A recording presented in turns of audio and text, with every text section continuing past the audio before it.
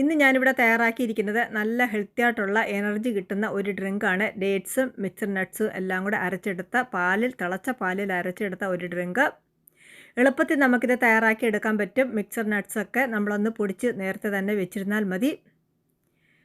പിന്നെ പാല് തിളപ്പിച്ചാണ് ഞാനിത് അടിച്ചെടുക്കുന്നത്. എനിക്ക് തിളച്ച പാല് തയ്യാറാക്കി എടുക്കുന്നതാണ് ഇഷ്ടം. ചൂടോടെ തന്നെ നമുക്കിത് കുടിക്കാൻ പറ്റും. ഈ നട്ട്സ് എന്തൊക്കെയാണെന്ന് ഞാൻ പറയാം. മിക്സഡ് നട്ട്സ് ഞാൻ എടുത്തിരിക്കുന്നത് ഹേസൽനട്ട്, പിന്നെ വാൾനട്ട്, തൊലിയോട് കൂടിയ ബദാം, പിന്നെ പിസ്താഷ്യോ. ഞാൻ 1.5 ടേബിൾ സ്പൂൺ എടുത്തിട്ടുണ്ട്. 3 കുരു കളഞ്ഞ ഡേറ്റ്സ് എടുത്തിട്ടുണ്ട്. ഇത് മെജിദൂൾ ഡേറ്റ്സ് ആണ്. സ്വല്പം എക്സ്പെൻസീവ് ആയിട്ടുള്ളതും അതുപോലെ നല്ല മധുരമുള്ളതുമായ ഡേറ്റ്സ് ആണിത്. ഈ ഡേറ്റ്സ് നമ്മൾ ചേർക്കുമ്പോൾ പിന്നെ പഞ്ചസാര ചേർക്കേണ്ട കാര്യമില്ല. നല്ല മധുരമാണ്. നമുക്ക് ഒരെണ്ണം ചേർത്താലും മതി. അല്ലെങ്കിൽ ഷുഗറൊന്നും ഇഷ്ടമില്ലാത്തവർക്ക് 1 2 ചേർത്താൽ മതി. ഞാനിവിടെ 3 എണ്ണം ചേർക്കുന്നുണ്ട്.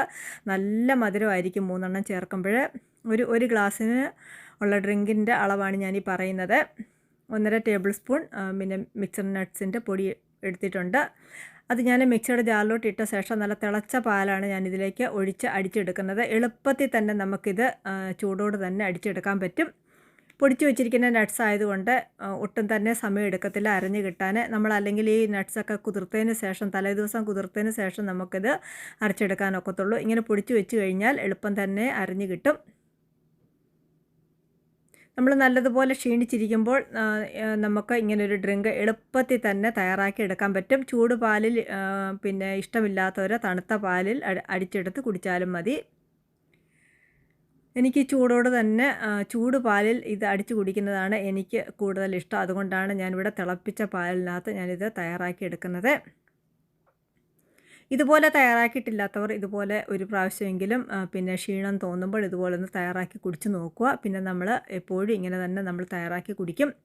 എൻ്റെ വീഡിയോ ഇഷ്ടപ്പെട്ടാൽ ലൈക്ക് ചെയ്യുക, ഷെയർ ചെയ്യുക, സബ്സ്ക്രൈബ് ചെയ്യുക.